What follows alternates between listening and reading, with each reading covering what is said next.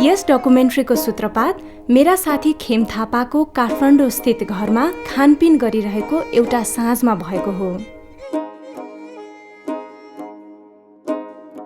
खेमजीले मलाई एकजना भूतपूर्व सैनिक मेजर हेमलाल पुनसित चिनजान गराउनुभयो।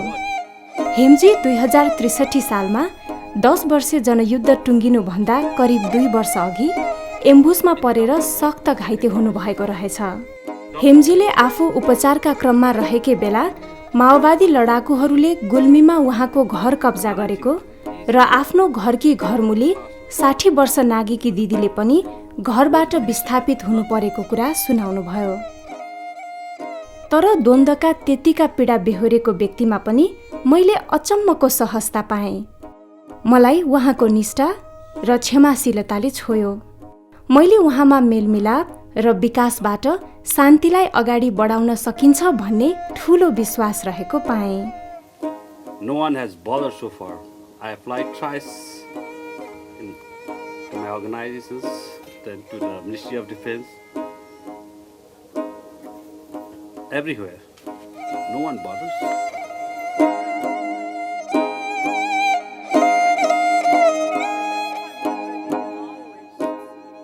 त्यसैले उहाँले आफ्नो गाउँ भार्से जाने निम्ता गर्दा मैले सहर्ष स्वीकार गरेँ।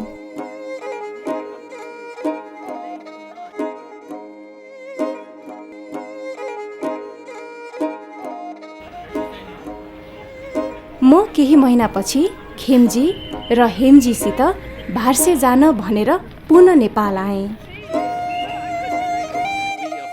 तत्कालै हाम्रो यात्राको तयारी सुरु भयो।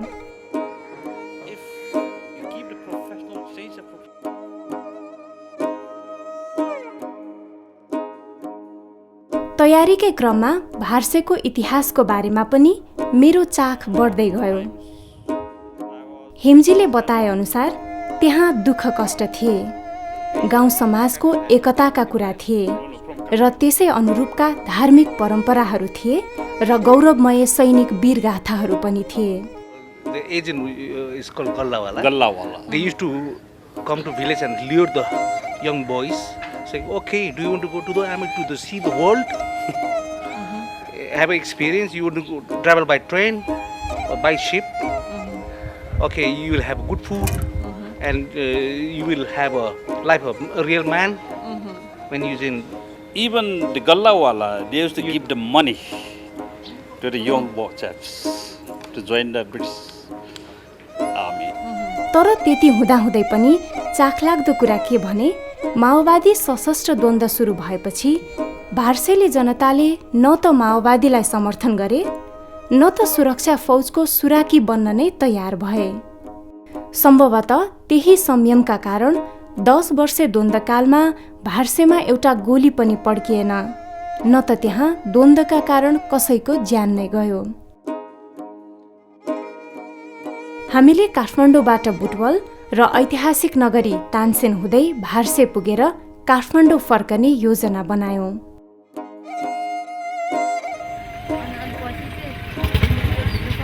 यात्राका क्रममा हामीले जलबिरेमा रोकिएर हेमजी एम्बुसमा परेको ठाउँ हेर्ने र केही साथीहरूलाई भेटेर उहाँहरूका कुरा सुन्ने योजना पनि बनाएका थियौँ। बसमा कुरा गर्दै अघि बढ्दै जाँदा मलाई भने हेमजीलाई झन्डै आफ्नो ज्यान गएको ठाउँमा पहिलो पटक पुग्दा कस्तो लाग्ला भन्ने लागिरह्यो।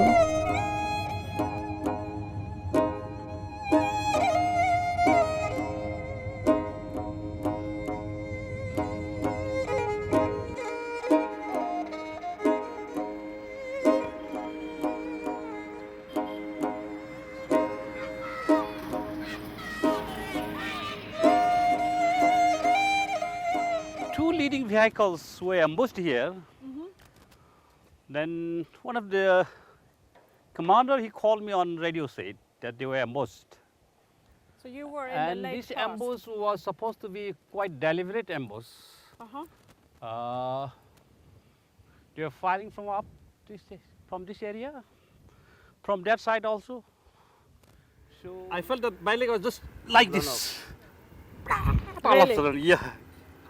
It's kind of just Then with an enormous force, huh? yeah. So this is my experience here, my life. Physically it's changed definitely, mentally of course, because once the human At the time, what I put, I can remember was people. हामी जलबिरेबाट अगाडि बढ्यौँ र साँझपख बुटवल पुग्यौँ। त्यहाँ हेमजीका साथी र आफन्तहरूले हामीलाई न्यानो स्वागत गर्नुभयो। उहाँहरू हामीलाई सशस्त्र द्वन्द्वका बेला आफूले पाएका यातना, बेपत्ता भएका आफन्त र दण्डहीनताका कथा सुनाउन थाल्नुभयो। आफ्ना पीडाहरू हामीलाई सुनाउँदा उहाँहरूको मन अलिकति भए पनि हलुका भएको मैले अनुभव गरेँ। उहाँहरूमा कुनै दिन कसैले त आफूलाई न्याय देला कि भन्ने ठूलो आशा रहेको मैले पाएँ। फर्स्ट चरणको कुरा गर्दैछु, आर्मीले मलाई सिधै पसलमा लिएर गयो। साला भन्छु भन्दैनस् माओवादीको कुरो नि बाले मलाई 7 बजे हामी त्यहाँ पुग्यौँ। त्यहाँ पुगिसकेपछि मेजर साहबले त्यो एउटा त्यो रिभल्भरको चाहिँ गोलीहरू सफा गर्दै खेलाउँदै गफ गर्दै हुनुहुन्थ्यो कि कस्तो तरिकाले गफ गर्दै हुनुहुन्थ्यो भने, हेर्नुहोस् सुमणजी, बदमास मान्छे भोलि पनि हाम्रो कब्जामा पर्छ, निर्दोष मान्छे नमरोस्। बदमास त फेरि पनि हामी समाज चाउने, यो देश छोडेर कहाँ जान्छ र भन्दै रिभल्भर खेलाउँदै गर्नुहुन्थ्यो। अनि मैले त्यहाँ तपाईँहरू खाना खानु, उहाँहरू खाना खाइसक्नु भएको रहेछ त्यति बेला बिहान नै है। अनि तपाईँहरूले खाना खानु भएको छैन होला, सुमणजी खाना खाएर आउनुहोस् र हेलिकप्टरको आवाज सुन्ने बित्तिकै तपाईँ जहाँ भए पनि आउनु भनिसकेपछि अझ भातभित्र जान्छ र हजुर। अनि मलाई त्यहाँ आँखामा पट्टी बाँधियो बाहिर गेटमा यसरी। अनि माथि है यस्तरी पट्टी बाँधिदियो। अनि त्यहीँ त्यो एउटा चौर थियो, त्यो चौरमा मलाई राखियो। आधा घन्टा कोही बोलेन। मैले कतै के हुन्छ कि भनेर सुनेको छु, कतै अब अरू आँखाले देखेको त छैन। तेरा छोरा कति छन्, छोरी कति छन्, कहाँ पढ्छन्, कति गरिस्, के गरिस्, न त पोखरीमा गाडिन्छ नि तातो बन्छ समेत भन्ने कुराहरू भइरहेको छन्। र मैले त्यहाँ के जवाब दिएँ, म आजभन्दा धेरै पहिला यहाँ आउँदा यही ठाउँ म नाच्ने ठाउँ हो। त्यसमध्ये मैले हेमलाल पुनको पनि मैले नाम ल्याएँ। मेरो एउटा साथी हेमलाल पुन पनि आर्मीमा ठुलो मान्छे मेजर छ, सोध्नुहोस्। अनि त्यो भनिसकेपछि सबै कुराहरू भइसकेपछि अनि मेरा छोराछोरी कति छन्, के छन् भन्ने कुरो भइसकेपछि पट्टी खोल्नुहोस् भनेर भन्यो उसले। र त्यहाँ अर्को कुर्सी पनि आएको थियो, पट्टी नखोल्दै कुर्सी आइसकेको छ, अर्को कुर्सी स्ट्यान्ड भइरहेछ। अनि मैले खोल्ने बित्तिकै झ्याम्मै हान्ने कि भन्नु पर्यो हो। अनि पट्टी खोलेँ मैले। पट्टी खोलिसकेपछि अनि तपाईँको एकछिन त मैले त्यहाँ केही पनि देखिनँ होइन। अनि कुर्सी बसेर अनि मलाई त्यहाँ मेजर रहेछन्, एउटा क्याप्टेन साहब हुनुहुँदो रहेछ, पछि परिचय दिनु उहाँहरूले, नाम त मलाई थाहा छैन। 1 हप्ताभित्र माओवादी कहाँ कहाँ छन्, के गरिहान्, कसो गरिहान्, त्यो गतिविधि दिएर तपाईँले यहाँ चाहिँ गतिविधि पेस गर्नुपर्छ भनेर मलाई तारिख दिएछ। अनि म घर गएँ। सुवर्ण ढकाललाई सेनाले लिएर गयो र पटक पटक तारिखमा बोलाइरह्यो। सेनाले लगेर केरकार गरेर फर्काएपछि उहाँलाई माओवादीले शङ्का गर्न थाले। मैले द्वन्द्वकालमा यस्तो भएको धेरै कथा सुनेकी छु। अनि मलाई तपाईँको यसरी पट्टी बाँध्थे हातमा यसरी होइन। अनि भित्र चाहिँ भएको सामानहरू, मलाई चाहिनुपर्ने सामानहरू सबै आवश्यक सामानहरू निकालेर लिएर गए। र अरू मेरो बेड बिस्तारा, शरीरमा लगाउने सबै अङ्गका खाता पातादेखि सबै मेरो हलमा, सिनेमा हल थियो मेरो त्यहाँ। यसरी तपाईँको उनीहरूले पड्काए कि 15 मिनटभित्र तपाईँको ध्वस्त भयो। सब बजार आउन सकिरहेको छ। आमा बुवाहरू नबोल्ने अब अचेत अवस्थामा हुनुहुन्छ। यताबाट पनि ठोक्न थाले, उताबाट पनि ठोक्न थाले, तर मारेनन्, हात खुट्टो भाँच्दैनन् उहाँहरूलाई। यही नै मैले फेरि बताइदिनुपर्छ। त्यसपछि के भयो, म विस्थापित भएँ, आएँ। अब यी आफ्नो आफ्नो ठाउँमा छन्। मेरो बाबालाई प्रेसर आइभयो, डायलाइसिस भयो, बित्नुभयो। यस्तो पीडामा म छु। जबकि मलाई पोहोर साल बुवा बितिन्जेलसम्म सर म किरियामा बसेँ। बाहुन बुवा हाम्रो संस्कार तपाईँलाई थाहा छ। जबकि यो म पढ्नै सक्दिनँ। खोद लिएर आउँदा दक्षिणा दिने पैसा छैन। त्यस्तो पीडाको मान्छे पीडा छ।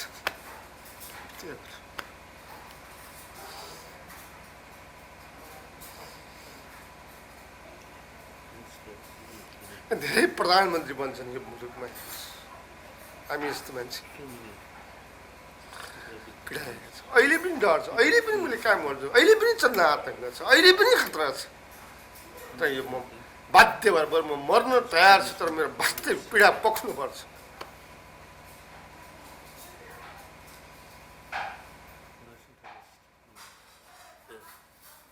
मैले सेनाबाट मारिएका एकजना विद्यार्थीका बाबुआमाको बयानबाट सुरक्षा फौजको अत्याचारको पनि झलक पाएँ। पढ्दै गइसकेपछि 54 सालमा एसएलसी पास गरेँ मैले पौडी गरेर। र मैले पाल्पा आइएससी पढाउन बतासे डाँडा पठाएँ। छोरो त्यही जाने पढ्नु गर्थ्यो। सिमलारमा यता मान्छे मारे 2 जना सेनाले हिजो 4 बजेतिर भने। अनि के खोज्दा बुझ्दाखेरि 7 बजेको समाचारमा विकास भन्ने टिकाराम गौतम, रक्तदीप भन्ने गणेश ढकाल मुडभेडमा मारिए भनेर समाचारमा भनिरहेको छ। हामी त्यो समाचार सुनेपछि बाटो हिँड्दै थियौँ। त्यही पाल्नु भएर पल्टिन्थ्यो। साइकल एकातिर म एकातिर त्यस्तो भयो। अनि भोलिपल्ट बिहान पत्रिकाहरूमा आयो। अनि हामी अब मैले भोजप्रसाद लगायतका यहाँको नगर पञ्चायतलाई नगरपालिकालाई सबैलाई मेरो छोराको कमसेकम लासमा आइदियो। म क्रिया गर्छु। म बाहुन हुँ। संस्कार अनुसार हामीले काजक्रिया गर्नुपर्छ। छोरालाई दाह संस्कार गर्नुपर्छ भनेपछि अनि उनीहरू उनीहरू गए। म त्यहाँ गइनँ। उनीहरू गए। मेरो त जान सक्ने स्थिति पनि थिएन। गएपछि यहाँ कस्तो जवाब दिएछन् भने तिमी लास माग्न आयो भने तिमीहरूलाई माथि हामीले शङ्का गर्नुपर्छ। हामी पनि लास हामीले पनि संस्कार छ। संस्कार र हिन्दू संस्कार अनुसार हामी गरिदिएका छौँ। तपाईँहरू पनि यसरी लास माग्न भनेर आउने हो भने हामीले तपाईँहरूप्रति शङ्का गर्नुपर्छ भनेर उनीहरूले भनेपछि अनि त्यहाँ अब हाम्रो जाने त आँटै भएन। अब हामीलाई आश्रय चाहिँ दिने बेलाको छोरा होइन, गुमाउनु पर्दा पीडा त हुन्छ नै। त्यही पनि अब मृत्यु त धेरै किसिमका हुन्छन्।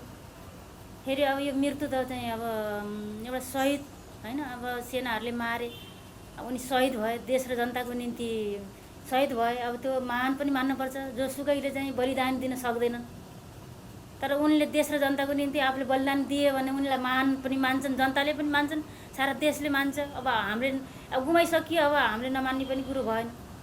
पीडा त आफ्नो छोरा त्यत्रो चाहिँ 21-22 वर्षको छोरा गुमाउनु पर्दा पीडा त हुन्छ नै।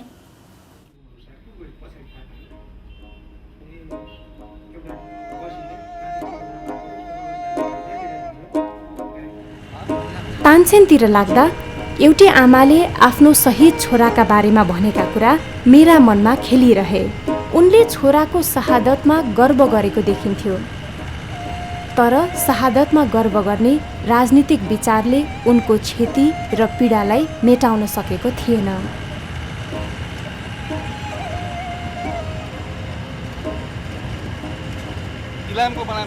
तानसेनमा हामी युद्धका केही चिन्हहरू पनि हेर्न गयौँ। दृश्यावलोकनका लागि नामी नगरको माथिल्लो भागमा रहेको होटल श्रीनगर अहिले एउटा निर्णायक युद्धको साक्षी बनेर बसेको छ।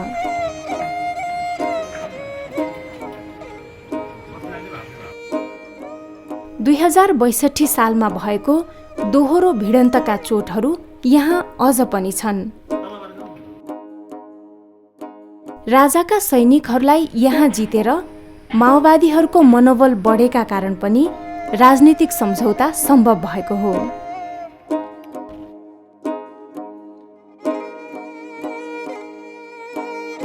भिडन्तकै क्रममा माओवादीले जिल्ला प्रशासनलाई कमजोर बनाउन पाल्पा दरबार पनि हाने। तर जसले त्यो दरबारलाई आगोले निल्दै गरेको देखे उनीहरूले भने एउटा राष्ट्रिय सम्पदामा भएको त्यो आक्रमणलाई मन पराएनन्। अहिले पुनर्निर्माण भइरहेको यो भवनमा फेरि जिल्ला प्रशासन कार्यालय स्थापना हुनेछ। यो पुनर्निर्मित भवनले सबैलाई समान रूपमा सेवा दिने नयाँ युगको नयाँ राज्यको प्रतीकका रूपमा पनि मान्यता पाउन सक्छ। You said Your father hated this place in a way. Yes. He hated it. My father hated this place. When my father was traveling to Butwal, he saw an army man, Rana. He said, okay, come here. And he was forced to work for several days. He said, okay, I want to go home. But he was given simple food. अब मलाई के लाग्छ भने यो बन्दैछ नि यो चाहिँ नि अहिले बन्नु चाहिँ नि स्याधै सकारात्मक पक्ष छ है तर एउटा कुरो चाहिँ बिल्डिङहरू जसरी भत्कियो होइन त्यस्तै नेपालको सामाजिक social harmony also can we repair the question is like this block by block brick by brick. That's very important. Building, it can be constructed, reconstructed. Can we reconstruct our social harmony? Can we get it back again? That's very important question.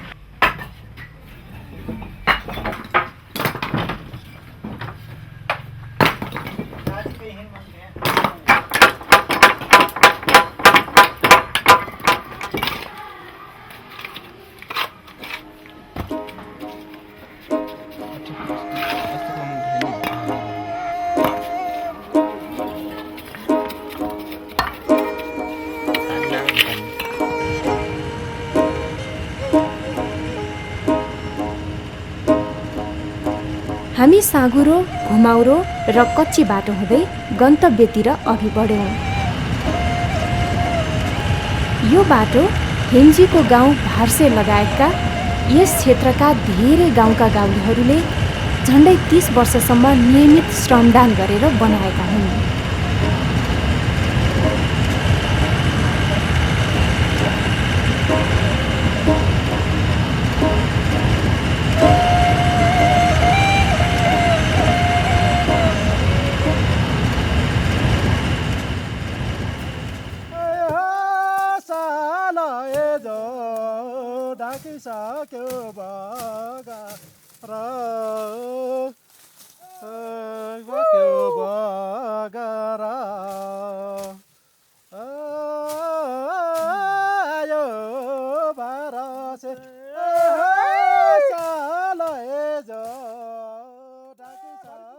भार्से प्राचीन मन्दिर, कोटहरू र घना जङ्गलले घेरिएको गाउँ हो। हामी प्रकृति पूजाका महत्त्वपूर्ण देवथानहरू भएका ती सबै वनहरूमा घुम्यौँ। माथिलाई पर्यो बुके नि हो सालै जो तल पर्यो भारसे तल पर्यो भारसे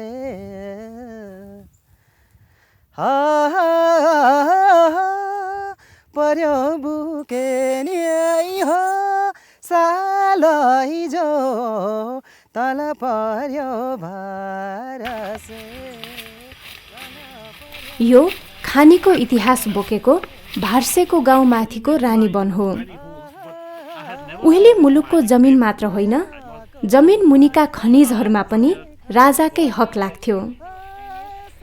खानीमा काम गर्ने आग्री मगर भनिने रैतीहरूले कर पनि तामाकै रूपमा तिर्नु पर्थ्यो। गाउँको बसोबास छाडेर गाउँलेहरू खानीकै आसपासमा झुप्रा हालेर बस्थे। सामान्य घनछिनुका भरमा गरिने खानीको काम एकदमै श्रमसाध्य र जोखिमपूर्ण थियो।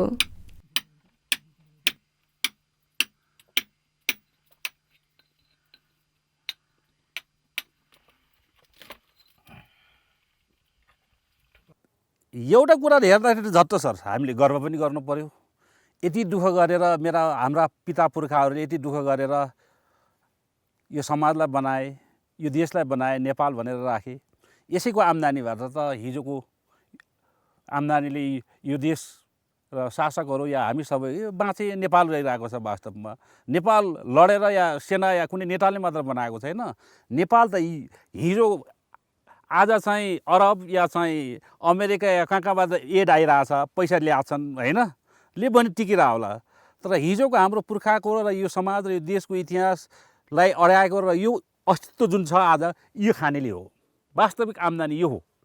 र निकै दुःख गरे, त्यो त देखिहाल्नु कसरी भाङ माने, यत्रो पढामा आएर कसरी छिनो खनेर कुन दुःख गरे। ल भाङै मात्र लिनको लागि पनि यहाँबाट आफरे भन्ने ठाउँ छ, थाप्ले भन्दा मुनि, पम्फुका भन्दा माथि झन्डै 2-2.5 घन्टा 3 घन्टा लाग्ला। त्यहाँ गएर पहिला त्यो पनि आफ्नो मौसममा भाङ काटेर त्यसपछि त्यो भाङलाई पानीमा भिजाएर सर्टेन कति निश्चित समयपछि निकालेर फेरि सुकाएर अनि भाङ बालेर बनाएर त्यो भाङ चाहिँ फेरि बानेर अर्कलेर यहाँ राखेर बानेर भित्र पसेर खन्थे र त्यो भाङको धुवाँले खानीमा काम गर्नेहरू धेरै बाँच्दैन थिए अरे भनेर हाम्रा जिजुबाजुहरूले भन्थे। तामाको धाउ वनमा गालिन्थ्यो र धातु चाहिँ अप्ठ्यारा बाटाहरू हुँदै सरकारलाई बुझाउन लगिन्थ्यो। त्यो धातु भाँडाकुँडा, हात हतियार र अरू सरसामान बनाउनमा प्रयोग हुन्थ्यो।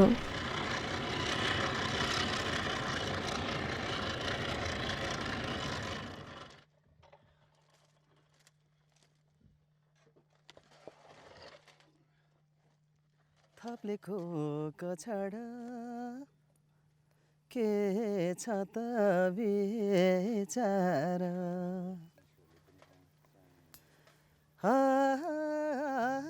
भार्सेको त्यो भन्दा पनि ठुलो नाम चाहिँ लाउरीहरूको गाउँको रूपमा चलेको थियो। भार्सेलीहरू पाएसम्म बेलायती र भारतीय सेनामा जान्थे। उनीहरू पछि नेपाली सेनामा पनि काम गर्न थाले। यसको सुरुवात बेलायती सेनासितको त्यस बेलाका शासकहरूको मित्रताको रूपमा भएको थियो। भार्से र वरपरका गाउँका मगर युवाहरूलाई गल्लावालाहरूले फकाई फुस्लाई सेनामा लैजान्थे। देश पनि हेरिने, मुख पनि फेरिने भन्दै लगिएको जागिरमा पैसाको आकर्षण पनि जोडिएको थियो। पछि त्यो सामाजिक सम्मानको विषय पनि हुन थाल्यो। पालेको पाला घाँसैको अनेकाला बुके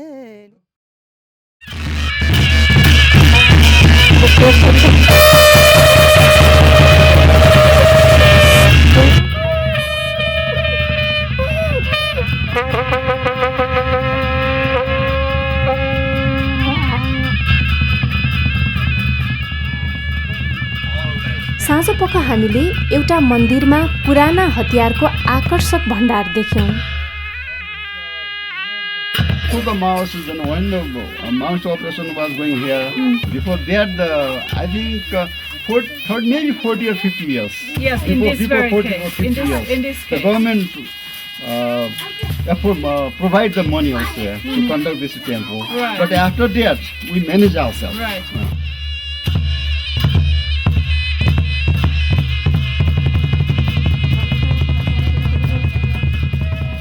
यस मन्दिरभित्र पूजा गरिने हतियारहरू भार्सेको वीरतापूर्ण इतिहासको सम्झना गराउने नृत्यमा पनि प्रयोग हुन्छन्। यी हतियारहरू तामा र फलामबाट बनेका छन्। तामाका लागि यहाँका मानिसहरूलाई राज्यले खानी खन्न बाध्य बनाउने गर्दथ्यो।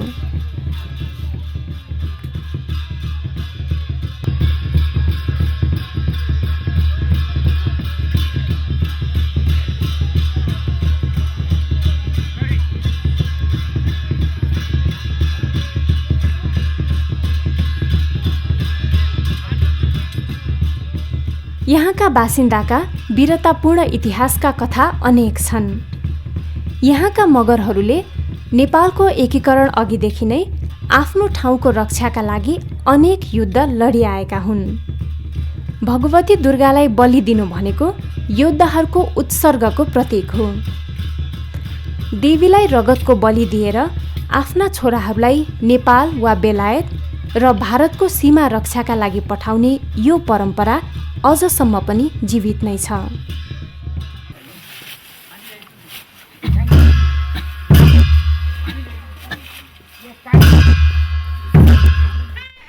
के यी रक्तपातपूर्ण पर्वहरू अब फेरिएलान् त? के यहाँका युवकहरूले जीवनलाई दाउमा लगाएर फौजमा जाने क्रम रोकिएला त? स्थानीय साथीहरूले भगवती दुर्गाका नाममा शान्तिका लागि परिवारलाई मुक्त गराउन मलाई मद्दत गर्दा म यस्तै सोचिरहेकी थिएँ।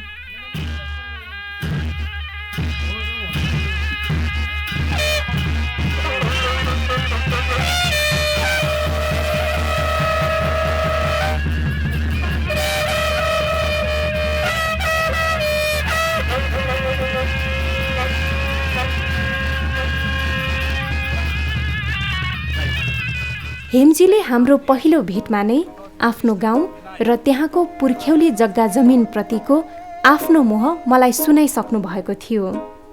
गाउँमा उहाँकी जेठी दिदी माया मात्र हुनुहुन्छ। उहाँले नै खेतबारीको रेखदेख गर्नुहुन्छ। घर कब्जा गरेर दिदीलाई घरबाट विस्थापित गरिएका बारेमा पहिले भेटमा हेमजीले भनेका कुरा पनि मेरा मनमा गडेरै रहेका थिए। हेमजीको घर जाने यो बाटो लाहोरबाट फर्केपछि उहाँका हजुरबाले आफै खर्च गरेर बनाउनु भएको हो।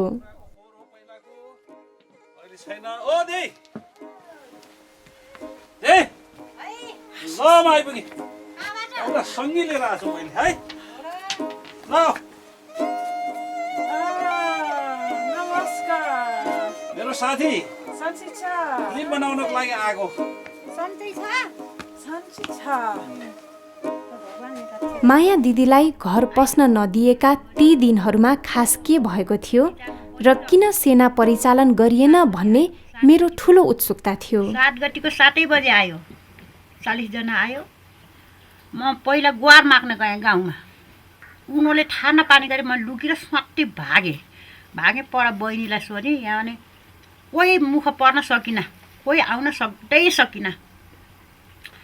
पर एउटा बहिनी थियो, माथि गएर ठप्पक्क बस्यौँ। 2 बहिनी चाहिँ खामे लुकेछौँ।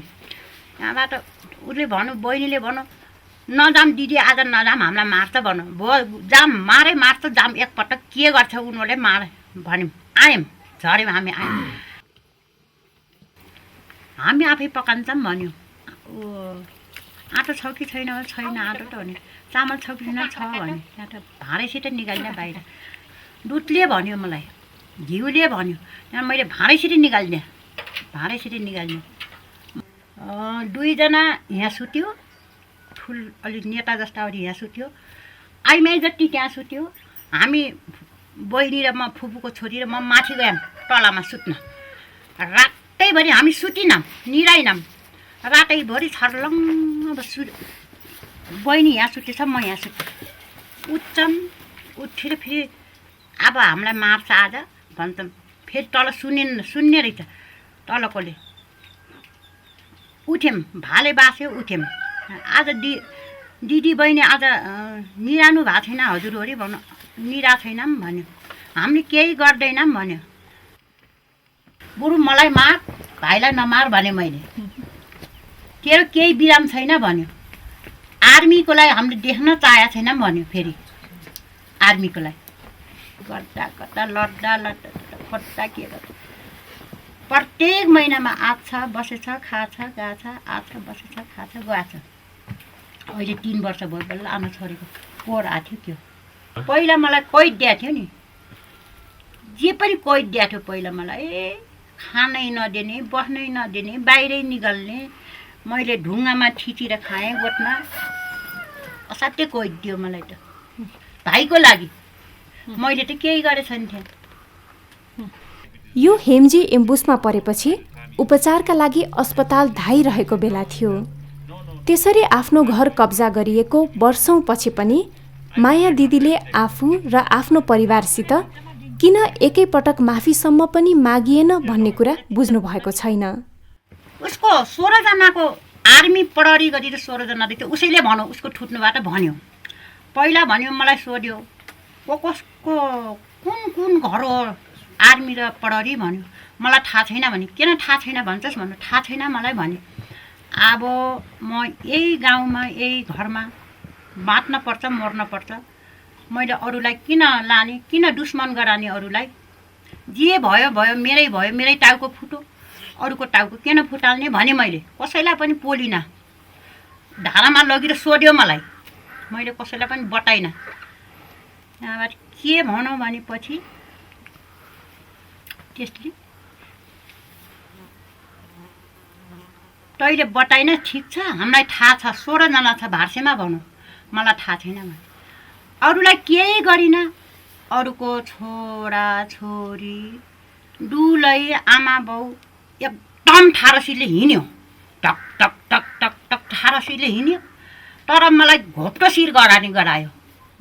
आफ्नो घर त्यसरी कब्जा गरेर आफूलाई बाहिरै पारिएको कुराले उहाँलाई अहिलेसम्म पनि नराम्रो लागिरहेको छ। त्यत्रो घर व्यवहार एक्लै धानेर महिनी पछि आउने लडाकुहरूलाई खुवाउनु पर्ने बाध्यताको पीडा आफ्नै ठाउँमा छ।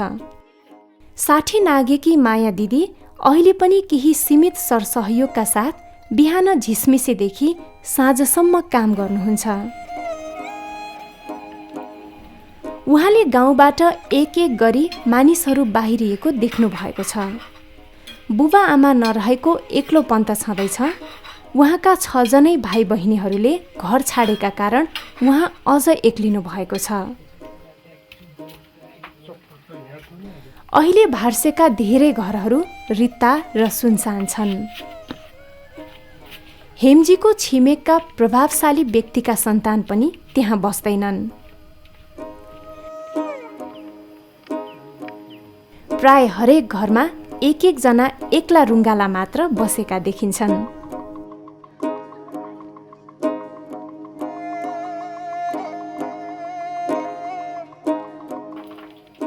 माया दिदी पनि एक्लै हुनुहुन्छ, तर उहाँ आफ्नो एक्लोपनको बारेमा कहिले पनि गुनासो गर्नुहुन्न। उहाँ त नेपालका अरू लाखौं महिला जस्तै आफ्नो काम मात्र गर्नुहुन्छ। आफ्ना भाइ कहिलेकाहीँ गाउँमा आइपुग्दा उहाँका लागि चाड आए जस्तो हुन्छ। एकजनालाई खाना पाक्ने भान्सामा धेरै परिकार बनाएर भाइलाई खुवाउन पाउँदा उहाँलाई अपार आनन्द अनुभव भएको देखिन्छ। भार्से 1 दशकभन्दा लामो जनयुद्धबाट जोगियो। हेमजीलाई भेटेदेखि नै मलाई लागेको कुरा हो, कसरी त्यस्तो भयो होला। एउटै पनि बन्दुक नपड्किकन, एक थोपो रगत नबगिकन यो बहादुरीका कथाहरूले भरिएको र एकतापूर्ण गाउँ कसरी मुक्त भयो त्यत्रो द्वन्द्वबाट। के यहाँ यातना अपहरण भएको थिएन? के कुनै पक्षका लागि सुराकी गर्ने दबाब यहाँ आएको थिएन र? हेमजी र माया दिदीको घर कब्जा गरिँदा किन यहाँ कोही बोलेनन् त? मेलमिलाप वा सम्झौता गरेर न्याय दिलाउने विषयमा उनीहरूको राय के थियो? But then you also have your experiences during the conflict. Some experienced, like for example in the case of Hem, who is my host here, his farm was occupied, and I know that he has really encouraged the Maoists to call for a public reconciliation, so that at least they recognize that occupation was a mistake. Now, so far there hasn't been any response to that. Others might have felt that the security forces has acted in ways also which was highly objectionable. So what do you feel you can do at this level to work for reconciliation? You who had such a good spirit of pulling forces together, what can you do to promote that from the local level? I think people should work through reconciliation, and the people who involved in the Maoist activities, and they have changed their attitude also, and we also changed our attitude towards them. And people, they began to live in harmony and in coordination. And the situation, I think, the situation is quite different. Therefore, our attitude towards them and their attitude towards us is also quite friendly. And therefore, we can live in harmony. Therefore, I think reconciliation is possible. Yeah. यस प्राङ्गणमा भएको छलफलले मलाई चकित तुल्यायो। यहाँ उपस्थित मध्ये कोही यातनाको शिकार भएका पनि थिए। उनीहरूले बताए अनुसार यहाँ माओवादीका वरिष्ठ नेताहरू पनि आएका थिए, तर उनीहरू कुनै पक्षमा उभिन चाहेनन्। पेन्सनवाला अनुभवी लाउरीहरूले कतै लाग्नुको खतरा नबुझ्ने कुरै भएन। तर पनि तटस्थ बस्नुको सीमा हुन्छ। एउटा व्यक्ति राष्ट्रिय सेनामा भएका कारण नै उसकी दिदीको घर कब्जा हुनु भनेको चान्चुने कुरा थिएन।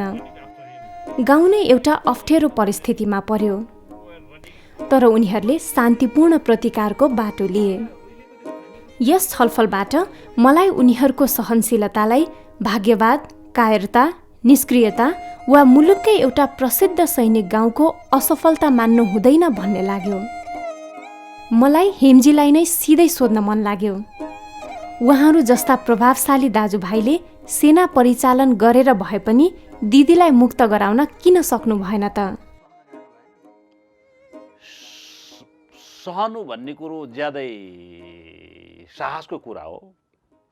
म एम्बुसमा परेर घाइते हुनु ठुलो कुरा होइन, त्यो एउटा मेरो पेसा थियो।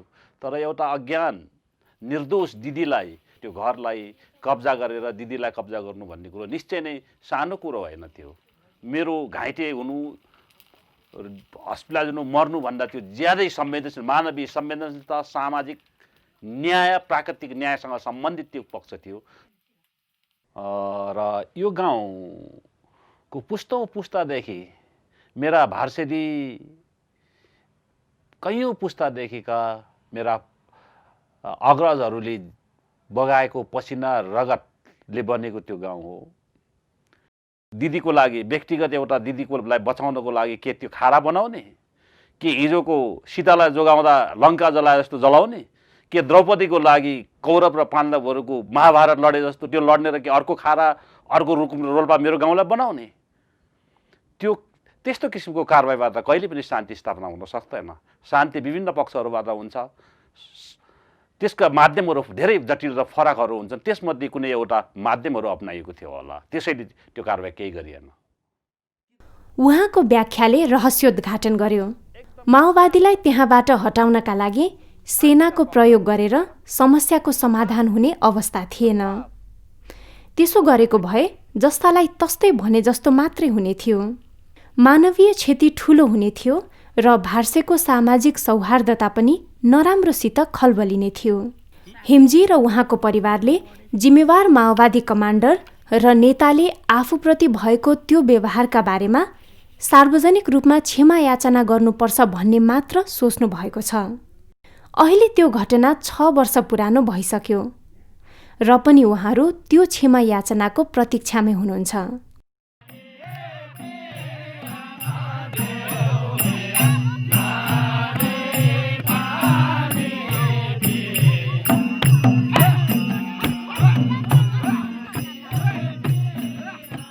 म त्यहाँ पुगेको दोस्रो दिन मैले एउटा जात्रामा जाने निम्तो पाएँ। पूर्णिमाको रातको त्यस नाचगानमय परिस्थितिमा मैले एउटा अनौठो सौहार्दता र शान्तिको अनुभव गरेँ।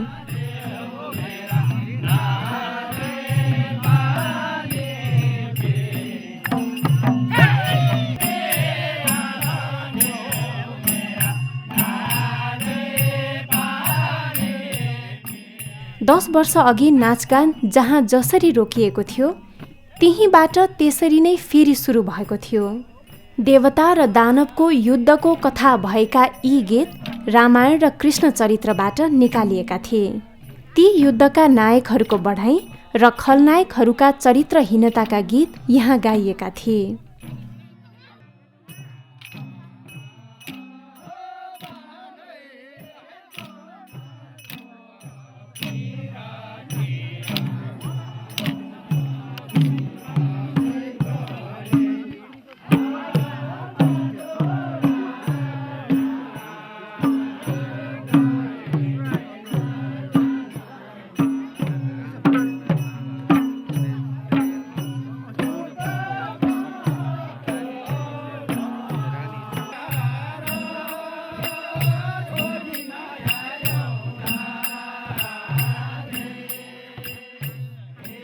यहाँ नाचिरहेका व्यक्तिहरूको मुहारमा युद्धका कुनै पनि छाया देखिँदैनथ्यो।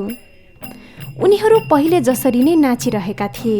त्यो देखेर मलाई माओवादी नेताहरूलाई पनि भेटेर मेलमिलापका कुरा उठाउन मन लाग्यो।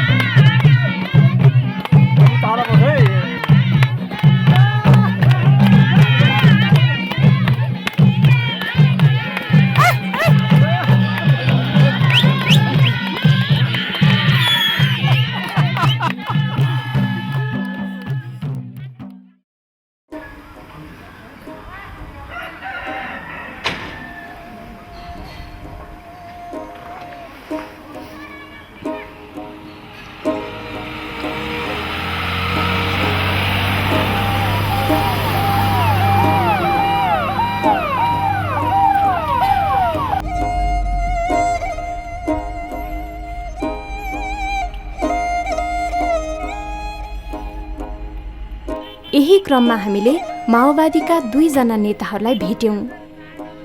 उहाँहरू छापामारका रूपमा माओवादी सेनामा प्रवेश गर्ने अगुवा महिला हुनुहुन्थ्यो।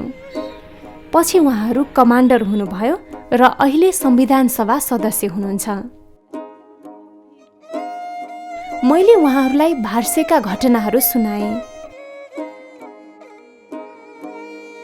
My question to you, given this very sad circumstance, could you as women leader take the initiative to a reconciliation process in cases like this, so that actually there could be a meeting, for example, held in that village with your top-ranking cadre, where you could openly and publicly give an excuse for that kind of occupation? यदि त्यो real report हो भने हाम्रो पार्टीले कुनै कन्जुसाइ गर्दैन कि जनतामा भएको कमी कमजोरीहरू हामी सहृदय हामी चाहिँ पुरै आत्मग्लानीका साथ उहाँसँग हामी क्षमा माग्न तयार छौँ र आइन्दा त्यस्तो पनि नहोस् भन्ने कामना पनि हामी गर्न चाहन्छौँ। पहिलेदेखि हामीले हाम्रो पार्टीबाट भएका कमी कमजोरीहरूको महसुस भयो भनेपछि हामीले क्षमा याचना माग्दै पनि आइरहेका छौँ र यदि त्यो उहाँले पनि भनिसक्नु भएको छ रियल रिपोर्ट हो भनेपछि हामीले त्यसलाई चाहिँ क्षमा माग्नमा हामी पछि पर्दैनौँ भन्न चाहन्छु।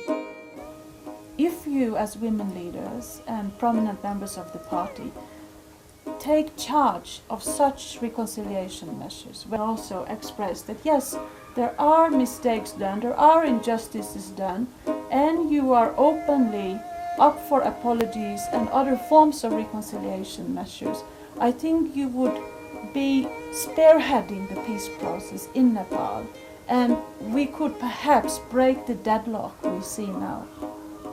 अब सहमतिको रान्ति नै हामीले चाहिँ यो 12 बुँदे समझदारदेखि यता भन्दै आएको प्रश्न हो। यदि हामी सहमति र समझदारीमा आउँदैन थियौँ भने हामीसँग त कडा एजेन्डाहरू छन् जो हाम्रो आफ्नो अडान पनि हो पार्टीको र यसमा चाहिँ अब हामी लचिलो नभइदिएको भए शान्ति सम्झौता पनि हुँदैन थियो। र तपाईहरुलाई उदाहरणको लागि एउटा मात्रै कुरा गर्छु म, पार्टीहरुसँग अब समझदारीमा आउनकै लागि संघीयताको प्रश्नमा हामी एउटा चाहिँ लचिलो निर्णय गरेका थियौँ, जसले गर्दाखेरि मधेस आन्दोलन भयो। एवं प्रकारले हामीले चाहिँ भनेको त नौलो जनवाद हो नि त, तर आज हामी लोकतन्त्रमा आयौँ। लोकतन्त्रमा एउटा समझदारी गरेर हामी अगाडि बढिराखेका छौँ र पटक पटक हाम्रो अध्यक्ष कमरेड प्रचण्डले भनेको तपाईहरुले सुन्नु भएको छ, हामी सहमतिबाटै अगाडि बढ्ने हो। हामीलाई पटक पटक उत्तेजित गरिन्थ्यो। एउटा विद्रोही पार्टी जसले चाहिँ लामो समय बन्दुक उठाएर लडेको थियो, उतिखेरै चेन्ज हुन्न भन्ने त यो समाजले बुझ्नु पर्यो नि। तैपनि हामीले स्थितिलाई आफ्नो काबुमा लिनको लागि अध्यक्ष प्रचण्डले पटक पटक आत्मआलोचना पनि गर्नुभएको छ र आफ्ना मान्छेहरू जेलमा पनि राख्नु भएको छ। तपाईहरुले आज पनि हेर्न जानुस्, अब हाम्रो आफ्नो मेम्बरहरूलाई आफैले हामीले जेलमा बुझाएका छौँ। सायद कुनै विद्रोही पार्टीले मलाई लाग्छ त्यो स्तरसम्मको साहस चाहिँ गर्न सक्दैन। त्यसैले हामी चाहिँ सहमतिकै राजनीतिमा अडिग छौँ। अहिले पनि शान्ति प्रक्रियालाई अगाडि बढाउनको निम्ति हामी चाहिँ दृढतापूर्वक लागि परेका छौँ र हाम्रो आफ्नै मात्रै सही हो भन्नेमा हामी छैनौँ। नेपाली जनताले के भनेको छ त्यो मूल प्रश्न हो र नेपाली जनताले भनेको कुराहरूमा उहाँहरू पनि आउनै पर्छ। तपाईहरु विश्वास गर्नुस्, हामीले आज पनि बन्दुक उठाएर जंगलबाट पड्काउला भन्ने सोचेका छैनौँ। त्यो नसोच्नुको मूल कारण चाहिँ नेपाली जनताले शान्ति चाहेको छ, नेपाली जनताले युद्ध अब रुचाएको छैन, नेपाली जनताले रगत बगाउन तयार छैन। यही कुरामा हामी अडिग छौँ र हामी प्रयत्नरत छौँ। हामी फेरि पनि समझदारीमै पुग्छौँ भन्ने आशावादी तथा हामीलाई विश्वास पनि छ। म फेरि खेम थापाको घरको छतमा पुगेँ। म अलिकति उत्तेजित, चिन्तनशील र आशावादी भएकी थिएँ। हेमजी, माया दिदी र अरू धेरै नेपालीहरू अहिले शरीरमा र मनमा युद्धका घाउहरू बोकेर बाँचिरहेका छन्। यी मध्ये केही महत्त्वपूर्ण व्यक्तिहरूलाई मैले यस यात्राका क्रममा भेटेँ। युद्धका पीडाहरूलाई चुपचाप सहन गरेका मानिसहरू र युद्धमाथिको विश्वासलाई शान्तिमा रूपान्तरण गर्दै आएका यिनै व्यक्तिहरू हुन् जसबाट यस मुलुकमा दिगो शान्तिको स्थापना हुन सक्छ। युद्धमा कुनै पनि पक्षबाट भएका गल्तीहरू सच्चिने धेरै ठाउँ बाँकी नहोला, तर सद्भाव, क्षमा याचना र क्षमाशीलता यस्ता कुरा हुन् जसबाट धेरै गहिरा घाउहरूमा पनि मलम लाग्छ र बन्दुकहरू सधैँका लागि मौन हुन सक्छन्।